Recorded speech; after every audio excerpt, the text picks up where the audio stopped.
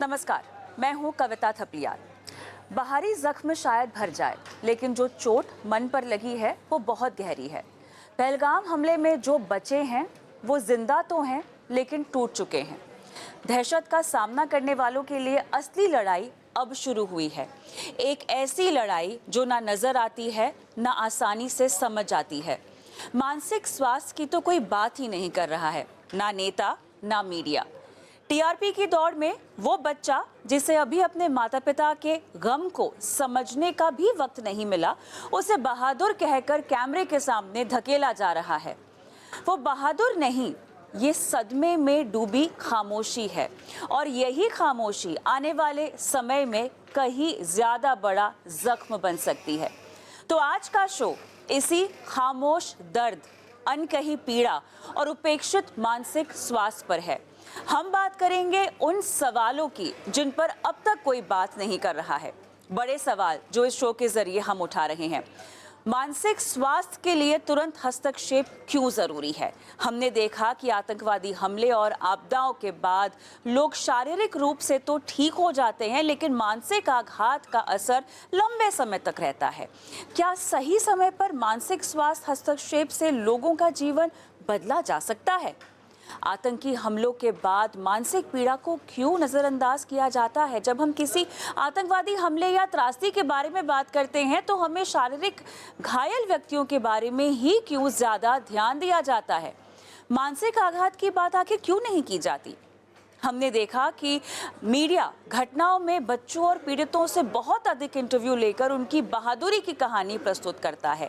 क्या इससे उनकी मानसिक स्थिति पर और नकारात्मक प्रभाव नहीं पड़ता? क्या हम आंतरिक आघात को पहचानने में असफल हैं? जब किसी व्यक्ति को गहरी मानसिक चोट लगती है तो हमें ये कैसे पहचानना चाहिए कि वो व्यक्ति वाकई में एक गंभीर मानसिक संकट से गुजर रहा है? क्या हम मानसिक आघात को सही से समझने में नाकाम हैं? अंतर पीढ़ीवाद आघात, जिसको इंटरजेनरेशनल ट्रॉमा भी कहा जाता है, ये आखिर कैसे फैलता है? क्या ये आने वाली पीढ़ियों तक पहुंचता है? क्या ये सच है कि मानसिक दर्द और आघात अगली पीढ़ियों में भी नजर आता है? क्या आतंकवाद के बाद बच्चों और युवाओं की मानसिक स्थिति पर और ध्यान नहीं देना चाहिए? जो बच्चे आतंकवादी हमलों में अपने परिवार को खोते हैं, उनकी मानसिक स्थिति पर सबसे ज्यादा ध्यान क्यों नहीं दिया जाता आखिर? क्या हम उन्हें बस बच्चों के रूप में देखकर नजरअंदाज कर देते हैं? आज के हमारे पैनलिस्ट जिनसे ये तमाम सवाल पूछे जाएंगे: doctor Harish Shetty, MBBS, MD, psychological medicine, psychiatrist; Ashwini Kamat, music therapist, founder Ashwini music therapy care; Shalid Jyoti Fernandes, clinical psychological psychotherapist. आप तीनों का स्वागत है हमारी इस बेहद खास पेशकश में। डॉक्टर हरीश, सवाल हमने बहुत सारे खड़े कर दिए हैं। अब सभी सवालों का एक जवाब तो हो नहीं सकता, लेकिन हाँ, एक बात बिल्कुल तय है कि इस तरह की पीड़ा से जो मानसिक आघात होता है वो लंबे समय तक चलता है। बताइए, किस किस रूप में ये शक्ल लेता है? एक तो ये जो पीड़ा है अदृश्य है, इसके लिए पत्रकारों को दिखता नहीं है, राजकारण के लोगों को भी दिखता नहीं है। दूसरी बात, इससे टीआरपी नहीं बढ़ती है। तीसरी बात, जब जो लोग इसमें पीड़ित थे, जिनके घरों में अपने माँ पिताजी भाई बहन की मृत्यु हुई, जो उस स्थान पे थे जिनके सामने ये सब कुछ हुई है, जो टीवी देखते हैं और ये न्यूज सुनते हैं, इसको हम वाइकेरियस रिस्पॉन्सिबिलिटी बोलते हैं। ये जो सभी लोगों को तकलीफ होता है, और जिन लोगों ने इसके पहले ऐसे हादसे में कुछ उनको नुकसान हुआ होगा, राइट्स के समय उनका घाव भरा नहीं होगा, उनका भी घाव इस समय खुल सकता है। तो ऐसे समय पर ये जो ब्रेवरी का नाटक बहुत ब्रेव है, ये लोग ब्रेव नहीं है। पत्रकारों को और पॉलिटिशियंस को लगता है कि ब्रेव होना सही सही चीज है। ऐसे समय पर आज जिनके घरों में नुकसान हुआ है उनको शायद नींद नहीं आएगी, because it's a shock face, it's an impact face of a disaster. रात को सपने आएंगे बुरे बुरे, झट से नींद से उठ जाएंगे, सुबह उठने पर ऐसे लगेगा कि मेरे जो खोया हुआ माँ है वो मेरे आसपास ही शायद होगी। और एक एक बार ऐसा भी होगा कि ये फ्लैशबैक यानी ये घटना अभी हो रही है। ऐसे समय पर सभी को मानसिक स्वास्थ्य का, मानसिक उपचार का, काउंसलिंग का या दोस्तों का, फ्रेंड्स का साथ मिलना जरूरी है। पत्रकारों को तो एक घटने के बाद दूसरे घटने का इंतजार है, एक महीने के बाद सभी भूल जाएंगे। पर यह मानवीय हक है हर एक विक्टिम का कि उसे दीर्घ काल तक फ्री सरकार उन्हें मेंटल हेल्थ रिलीफ देना चाहिए। मेरा अनुभव से मैंने बहुत ऐसे जगह पर काम किया हूं। एक तो रायट्स के बाद, अर्थक्वेक के बाद, उस समय जब हम उन्हें पैसे देते हैं 2 लाख, 3 लाख, 4 लाख, तब यदि हमने उनकी मानसिक हालत ठीक नहीं की तो पैसे इधर उधर जाती है। यानी मॉन्यूमेंट बांधते हैं, मंदिर बांधते हैं, परंतु पैसे हम अपने पास रखते नहीं हैं। ऐसे समय पर यदि हमने इलाज किया, हीलिंग किया तो पैसा बचता है। साथ साथ में ऐसे लोगों के घरों में बहुत सारे पॉलिटिशियन जाना नहीं चाहिए। एक पॉलिटिशियन की इच्छा है सभी को जाके मिलने का, कोई आवश्यकता नहीं है। उनके साथ उनके घर के लोग होना चाहिए जिनके ऊपर उनको विश्वास है। उनके साथ उनके परिवार को के लोग होना चाहिए जिनके ऊपर विश्वास है। और ऐसे लोग जो कहेंगे भूल जाओ, आगे आगे बढ़ेंगे, ऐसे लोगों को हटा दो। जो कहेंगे आंसू मत बहाओ, आगे बढ़ो, चलो आगे का सोचो, देखो तुम्हारे सामने 2 बच्चे हैं, पति गया तो क्या होगा, ऐसे लोगों को उस स्थान से भगाना चाहिए। जो बह गया वो आंसू है, जो रह गया वो जहर है।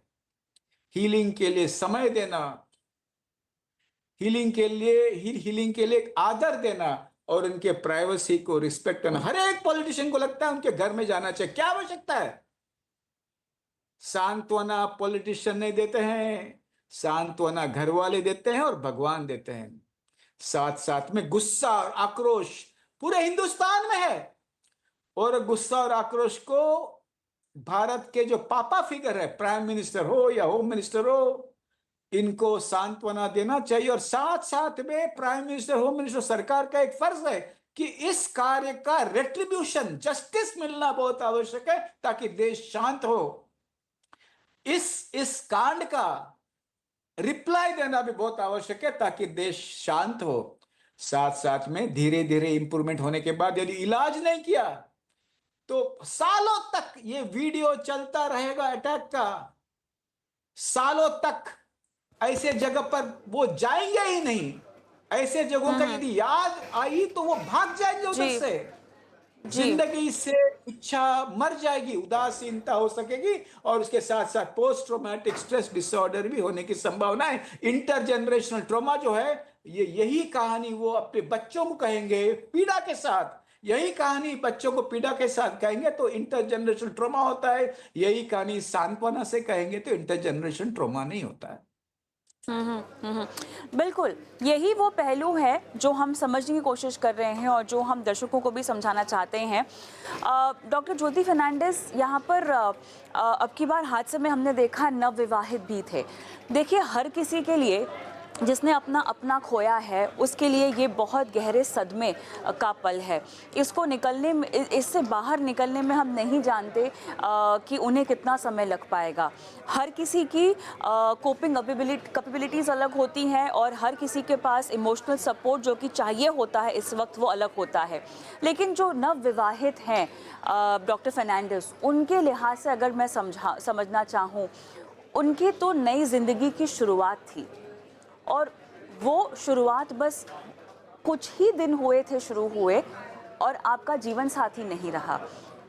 उम्र भर अब ये बात वो अपने साथ लेके चलेंगे। शादी जैसा दूसरा कदम भी अगर उन्हें उठाना हो तो वो भरोसा, वो आत्मविश्वास, वो मन की शांति कैसे आएगी कि वो ये नया कदम उठा पाए? ग्रीफ को समझने में और एक्सपीरियंस करने में बहुत टाइम लगता है। हर हर हर आदमी का टाइमलाइन अलग-अलग होता है ग्रीफ में। तो हम बोल नहीं सकते कभी कौन uh, how much time would they take for them to go through grief. Initially, psychological support is what we call a psychological first aid देना जरूरी है. सिर्फ कंफर्ट और समझना जरूरी है. Hear them out completely. We do not know कब, when will they be ready for marriage. We're not even looking at that. We're looking at how comfortable they will be to process this trauma first. वो बहुत दूर की बात है. जब next शादी या किसी अदर ओकेजन के बारे में वो सोचेंगे, बहुत दूर की बात है. लेकिन what is important is they heal from this memory. That is, they heal from this process that they went through, the entire process of grief that they went through. So it's very important that they go through this healing first. तो healing पर आप ज़्यादा focus कर रही हैं और intergenerational trauma जो है मेरे ख्याल से उस पर थोड़ा सा हमें और फोकस देना चाहिए. और डॉक्टर शेट्टी, जैसे आपने शुरुआत में हाईलाइट किया कि जो पुराने ज़ख्म हैं आपके इस तरह के, वो भी खुल जाएंगे अगर वो आपने सही तरीके से हील नहीं किए हैं. तो जो हम बातें कहते रहते हैं कि समय सबसे बड़ा हीलर होता है, समय बड़ा बलवान होता है और उसमें सब चीज़ों को ठीक करने की क्षमता होती है. इस तरह के वाक़यों से और इस तरह के इंसिडेंसेस से उसका वापस आने की भी एक संभावना है. इसके बारे में ज़रा जानकारी दीजिए. मैं बार बार कहता हूं 40 साल से, time is not always the best healer. मेरे अनुभव में, आपके अनुभव में, पार्टीशन के घाव अभी भी सूखे नहीं हैं. जो पार्टीशन में जिन्होंने नुकसान सहा है, जिनके घरों में मैयतें हुई हैं, जिनके आंखों के सामने मर्डर हुई है, वो अपने पार्टीशन के कहानी उस भावना के साथ कहते हैं क्योंकि उनका कोई हीलिंग नहीं हुआ है. सरकार ने जगह दी है रीसेटलमेंट के लिए, तो जो हीलिंग नहीं होती है तो बार बार हम कहते रहते हैं. वैसे जूइश होलोकॉस्ट का भी वही कहानी है, जैसे पर्ज, माओइस्ट पर्ज का भी वही कहानी है. तो इसीलिए इंटरजनरेशनल ट्रॉमा प्रोसेस करने के लिए सबसे पहले इंपॉर्टेंट है कि ये हील हो जाए तो गिल्ट चली जाएगी. बहुत सारे फैमिली मेंबर्स को गिल्ट है जो वहां गए नहीं. उनका कहना है कि हमें उन्हें भेजना नहीं था. मेरे दोस्त लोगों ने अप्रैल 15 का बुकिंग किया था और हम सब लोग जाने वाले थे. ऐसे बहुत फैमिली मेंबर्स को ऐसा गिल्ट था और गिल्ट है कि शायद मैं उन्हें न भेजता तो अच्छा होता. मैंने बिल्कुल गलती की है उनको भेजकर.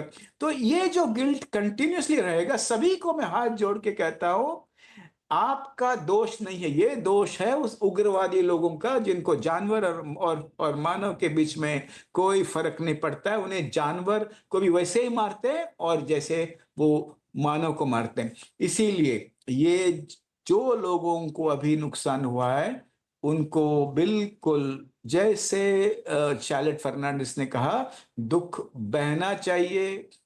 दुख को रोकेंगे तो दुख अंदर से पक जाएगा. जैसे हाथ में घाव लगा और घाव को हम रोक देंगे तो अंदर पीप आती है, पस आती है. नंबर 2, उनके मन में भी काफी गिल्ट होगी. मैं मेरे पति को बचा नहीं सका, मैं मेरे भाई को बचा नहीं सका, मैं शायद उसे खींच लेता तो वो बच जाता. ये बात सुनना, वो बार बार कहेंगे, बार बार सुनना. उनको कोई राय न देना, राजनीतिक राय या अपना खुद का राय, ये बिल्कुल न देना. कंधे पे कंधे हाथ रखे धीरे से रूटीन में उन्हें लाना. और यदि नींद नहीं आती है, बहुत सारे वीडियो घूमते हैं, बहुत सारे रात को चीखते हैं, तो दवाई लेने की भी आवश्यकता होती है. कभी कभी स्पिरिचुअल गुरुस का भी बहुत लाभ होता है जो उन्हें आशीर्वाद देते हैं, सांत्वना देते हैं और सपोर्ट देते हैं. परंतु उनके घरों में भीड़ इकट्ठा मत करना, उनके घरों में नारे मत लगाना, उनके घरों में किसी कौम के विरुद्ध बात करने की भी आवश्यकता नहीं है. और ऐसे करते हुए सरकार तो भूल जाएगी, पैसे देंगे. मेरा कहना है सरकार से, mandatory psychosocial relief is a right. Of every survivor, ये देना आवश्यक है। डॉक्टरों ने बहुत अच्छा काम किया हॉस्पिटल में, उन्हें उन्हें उन्हें उन्हें उन्हें वो ऑपरेशन किए, एक एक व्यक्ति को वहां से उठा के उन्होंने दिल्ली लाए, ये सब ठीक है। ये घाव दिखता है, पर मन का घाव के लिए और लंबा समय तक काम करना जरूरी है, और उन्हें psychological support as a right देना आवश्यक है। राजनीतिक लोग जो है, इस ऐसे लोगों को शतरंज के मोहरे जैसे वापरना मत। उस बच्चे के सामने 50 माइक, क्या बेवकूफ है ये सभी टीवी चैनल, क्या बदमाश है ये सभी टीवी चैनल। उनके खुद के बच्चे होते तो 50 माइक उस बच्चे के सामने रखते। ये अत्याचार है, ये क्राइम है बच्चों के विरुद्ध, ये क्राइम है मानसिक, मानसिक रूप से जिनके ऊपर घाव आया है उसका फायदा लेना। ये आगे से नहीं होना चाहिए। नेशनल ह्यूमन राइट्स कमीशन इस पर कार्यवाही करना बहुत आवश्यक है। कश्मीर के लोग भी रास्ते पर आएंगे, उग्रवादी लोगों के विरुद्ध बात करेंगे, खुल के कहेंगे कि हम इसे कभी एक्सेप्ट नहीं कर रहे, तब पूरे हिंदुस्तान भी शांत हो जाएगा, जस्टिस का एहसास होगा, और मन में लगेगा कि पूरा हिंदुस्तान एक साथ है। Support is very important to heal, and support not only from the family but healthy support across all borders. फालतू लोग आज बहुत कुछ बोल रहे हैं, बहुत फालतू बोल रहे हैं, कहते हैं कि ऐसा कुछ हुआ ही नहीं है, सच नहीं है, ऐसा हुआ होगा, वैसा हुआ होगा। ये लोग मानसिक आघात को बढ़ाते हैं। एक बहुत बड़ा एक्टर गया था 2 दिन बाद, उसी को पता है, बिल्कुल बिल्कुल, जिसने खोया है अपना कोई, उसी को पता है कि किस तरह का दुख है उनका। अश्विनी, यहाँ पर समझना चाहेंगे आपसे कि अलग अलग तरह की ट्रीटमेंट्स की यहाँ पर बातचीत हो रही है, सपोर्ट की बात हो रही है। आपके समझ में इतने गहरे आघात को म्यूज़िक थेरेपी से हम कैसे ठीक कर सकते हैं, या आपके दुख के कौन से पड़ाव पर इसकी शुरुआत करनी चाहिए? देखिए, बहुत ज़रूरी है कि आप किसी पेशेवर सलाहकार के पास जाएं और आप सहायता लें। तुरंत मेरे ख्याल से अगर ये बात किसी को नहीं ज़रूरत लगती है, आने वाले वक्त में अगर लगे कि ये दुख बहुत ज़्यादा गहरा हो रहा है, तो बहुत ज़रूरी है कि आप एक तो इमोशनल सपोर्ट अपने आसपास बनाकर रखें। डॉक्टर शेट्टी ने भी कहा है कि परिवार हो गया, आपके दोस्त हो गए, उसके बावजूद भी अगर दिक्कतें हैं तो आप किसी प्रोफेशनल के पास जाइए, और अलग अलग तरह की हीलिंग प्रैक्टिसेस हैं जिनका आप सहारा ले सकते हैं। डॉक्टर अश्विनी, यहाँ पर आप किस तरह से म्यूज़िक थेरेपी की मदद की सलाह दे सकती हैं?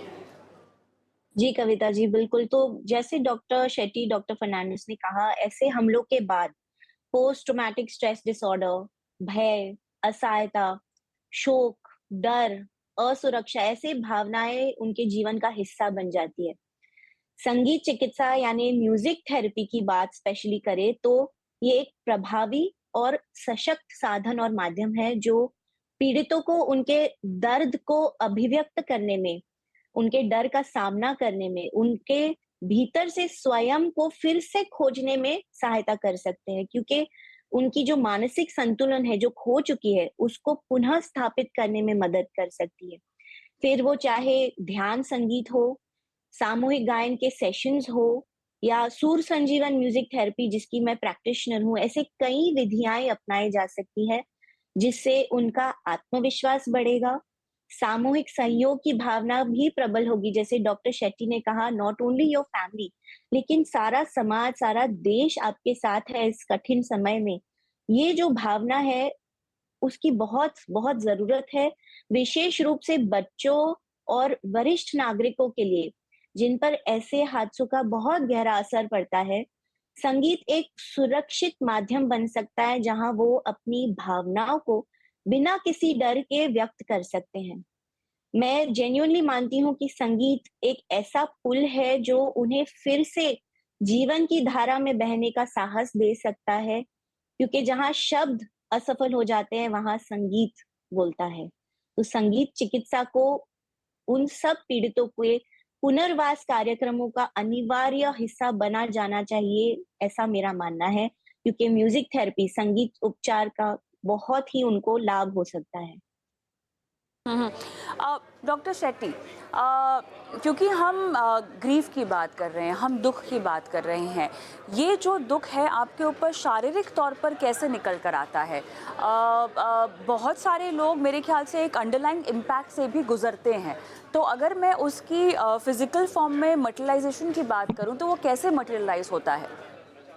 बिल्कुल बिल्कुल, नींद नहीं आना और ब्लड शुगर बढ़ जाना। तो मेरा ये कहना है कि जो मैंने कहा, जो बह गया वो आंसू है, जो रह गया वो जहर है। जब जहर रुकता है तो शरीर के सभी ऑर्गन स्ट्राइक पे जाते हैं। पैनक्रियास कहते हैं हम आपको इंसुलिन नहीं देंगे, थायराइड कहता है हम तुम्हें थायराइड हार्मोन बिल्कुल नहीं देंगे, एसिड कहता है हम तुम्हारे पेट के ऊपर, पेट के अंदर 2-3 बाल्टी एसिड फेंकेंगे, हार्ट कहता है कि मैं बहुत जोर से बीट करूंगा, ब्लड प्रेशर बढ़ता है, साइकोसोमैटिक इलनेस भी स्टार्ट हो सकता है।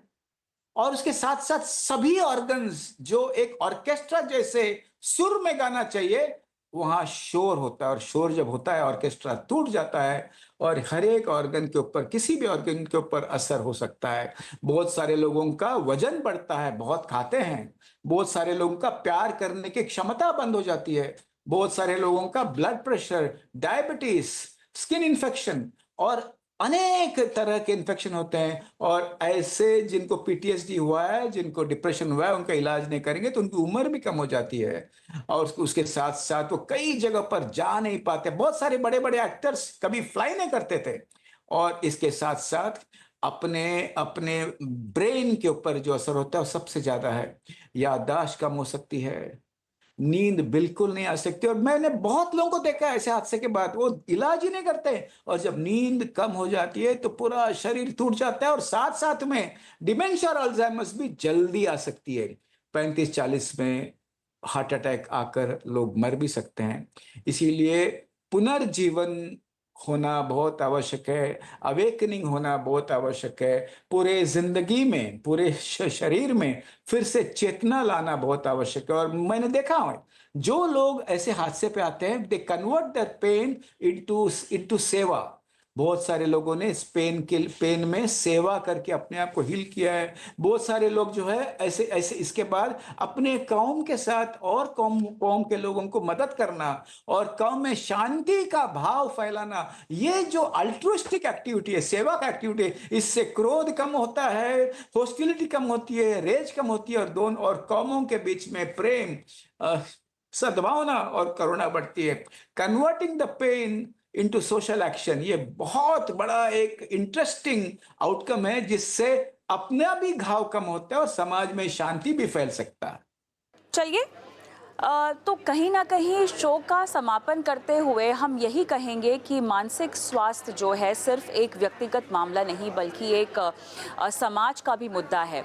हमें एकजुट होकर इसके समाधान की ओर बढ़ना होगा। इस शो में हमने देखा कि आतंकवादी हमले जैसी त्रासदियों के बाद सिर्फ शारीरिक घाव नहीं होते, बल्कि मानसिक आघात का असर भी लंबे समय तक रहता है। इस मानसिक आघात का समय रहते इलाज ना होने पर आने वाली पीढ़ियों तक प्रभावित हो जाती हैं, जिससे ये एक अंतर पीढ़ीवादी आघात भी बन सकता है। आज हम सब इस बात को समझें कि मानसिक आघात का इलाज केवल पेशेवर सहायता से नहीं, बल्कि एक सहायक और समझदार समाज से ही मिलता है। आप सभी का बहुत बहुत धन्यवाद, और हमें उम्मीद है कि हम एक ऐसे समाज की दिशा में आगे बढ़ेंगे जहां मानसिक स्वास्थ्य को उतनी ही प्राथमिकता मिले जितनी शारीरिक स्वास्थ्य को। धन्यवाद, नमस्कार।